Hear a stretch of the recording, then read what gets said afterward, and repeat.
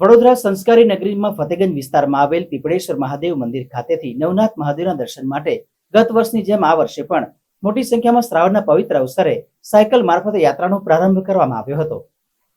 વડોદરા પાલિકાના ચૂંટણી ward number 3ના મ્યુનિસિપલ કાઉન્સિલર રૂપાલબેન મહેતા દ્વારા આ વર્ષે પણ સાયકલ મારફતે વડોદરા નવનાથ દર્શન કરવા લોકોને પ્રેરિત કર્યા હતા। વિસ્તારના લોકો પોતાની સાયકલ લઈ વડોદરા નવનાથના દર્શન કરવા નીકળ્યા છે। આ યાત્રામાં ભાગ લેનાર શિવભક્તોની કોઈ પણ અગવડતા ન પડે તેની પૂર્ણ તકેદારી મ્યુનિસિપલ કાઉન્સિલર રૂપાલબેન મહેતા દ્વારા રાખવામાં આવી છે। તેમજ એમ્બ્યુલન્સ, પીવાની પાણીની વ્યવસ્થા તેમજ પૂર્ણાહુતિ અને મહાઆરતીના આયોજનનો લાભ પણ સાયકલ દ્વારા નવનાથના દર્શન કરવા નીકળેલા શિવભક્તોને મળી રહેશે। આ સાયકલ યાત્રામાં જોડાવા માટે આ વર્ષે 150થી વધુ રજીસ્ટ્રેશન મળવા પામ્યા હતા। આ પ્રસંગે વડોદરા ઇલેક્શન વોર્ડ નંબર 3ના મ્યુનિસિપલ કાઉન્સિલર રૂપાલબેન મહેતા, છાયાબેન ખરાદી, હિન્દુવાદી નેતા તથા વરિષ્ઠ ધારાશાસ્ત્રી નીરજ જૈન તેમજ વિસ્તારના તથા વોર્ડના આગેવાનો વિશેષ ઉપસ્થિત રહી આ યાત્રાને પ્રસ્થાન કરાવ્યું હતું। સાથે સાથ સહકાર આપનારા સૌનો હું આભાર વ્યક્ત કરું છું કારણ કે કોઈ કાર્ય કરવામાં એકબીજાના સાથ સહકારથી ખૂબ જ સારું આપણે કાર્ય કરી શકીએ છીએ। તો એ જ અમારું એક ઉદાહરણ છે કે એક વિચાર મૂકવાથી નવનાથ મહાદેવ સાયકલ યાત્રાનું અરેન્જમેન્ટ કરવાથી સૌ સાથે મળીને અરેન્જ કર્યું તો આજે ભવ્યથી ભવ્ય નવનાથ સાયકલ યાત્રાની અરેન્જમેન્ટ કરી છે અને અત્યારે અમે એની શરૂઆત પ્રારંભ કરી દીધો છે।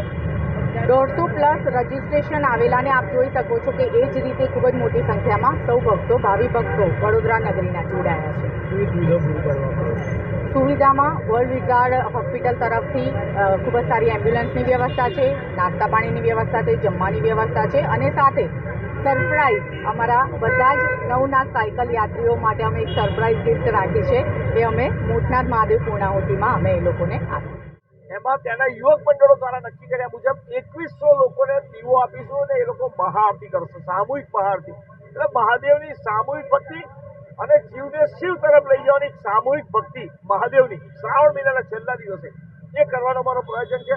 સાથે સાથે અમને આદ્ય શક્તિ એજ્યુકેશન ચેરિટેબલ ટ્રસ્ટના મહંત દ્વારા એમણે એવી એક જાહેરાત કરી છે કે શ્રાવણના છેલ્લા દિવસે જે લોકો કાવડ યાત્રામાં જોડાશે એ બધા જ લોકોને રુદ્રાક્ષનું ફળ જે એ હરિદ્વારથી લઈને આવ્યા છે, હરિદ્વારથી ઉજ્જૈન ગયા એના પર એ પૂજાપાઠ કરી રહ્યા છે અને એની સાથે જ્યોત લઈને આવશે, ભૈરવ અને મહાકાલની જ્યોત એ લઈને આવશે, લોકોને દર્શન અને છેલ્લે પ્રસાદમાં રુદ્રાક્ષનું ફળ આપનાર છે। મહારાજ કહું છે એટલે ભક્તિનો અલગ અલગ સ્વરૂપ છે।